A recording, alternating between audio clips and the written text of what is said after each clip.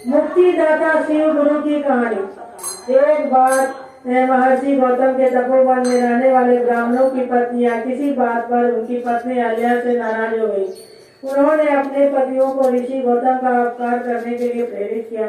उन ब्राह्मण ने इसके निमित्त भगवान श्री गणेश जी की आराधना की। उनकी आराधना से प्रसन्न हो गणेश जी ने प्रकट होकर उनसे वर मांगने को कहा। उन ब्राह्मणों ने कहा, प्रभु यदि आप और हम पर प्रसन्न है तो किसी प्रकार ऋषि गौतम को इस आश्रम से बाहर निकाल दे। उनकी यह बात सुनकर गणेश जी ने उन्हें ऐसा वर मांगने के लिए समझाया, किंतु वे अपने आग्रह पर अड़ल रहे। अंततः गणेश जी को विवश होकर उनकी बात माननी पड़ी। अपने भक्तों का मन रखने के लिए वे एक दुर्बल गाय का रूप धारण करके ऋषि गौतम के खेत में जाकर रहने लगे। गाय को फसल चरते देखकर ऋषि बड़ा नरमी के साथ हाथ में तृण लेकर उसे हाँकने के लिए लगते। उन तृण का स्पर्श होते ही वह गाय वहां मरकर गिर पड़ी। अब तो वहां बड़ा हाहाकार मच गया।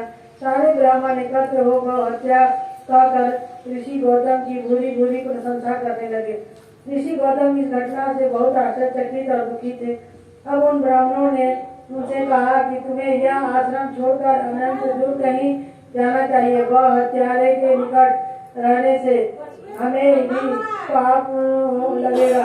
निश्चय होकर ऋषि गौतम अपनी पत्नी अहल्या के साथ वहां से एक कोस दूर जाकर रहने लगे, किंतु उन ब्राह्मणों ने वहां भी उनका रहना दूर कर दिया। वे कहने लगे, वह हत्या का कारण तुम्हें अब वेद पाठ और यज्ञ आदि करने का कोई भी अधिकार नहीं रह गया। तथा कतार होकर भाव से ऋषि गौतम ने उन ब्राह्मणों से प्रार्थना की, आप लोग मेरे प्रायश्चित और उद्धार का कोई उपाय बताएं।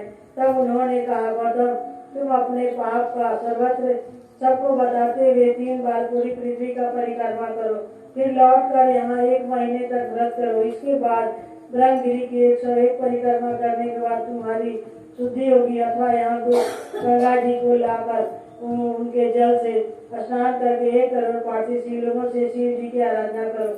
इसके बाद पूरा गंगा जी में स्नान करके इस ब्रह्मगिरी को 11 बार परिक्रमा करो। फिर 100 घरों के पवित्र जल से पार्थिव शिवलिंग को स्नान कराने से तुम्हारा उद्धार होगा। ब्राह्मणों के कथन अनुसार महर्षि गौतम के सारे कृत्य करके पत्नी के साथ पूर्णतः तल्लीन होकर भगवान शिव की आराधना करने लगे।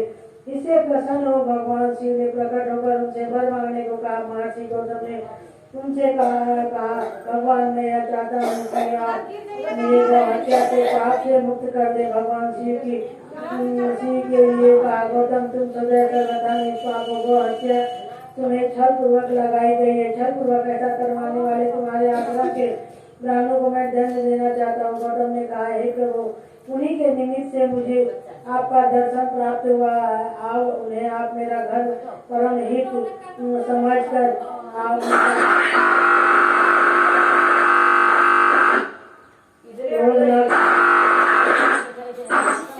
हर हर महादेव। पार्वती मैया की जय। गणेश भगवान की जय।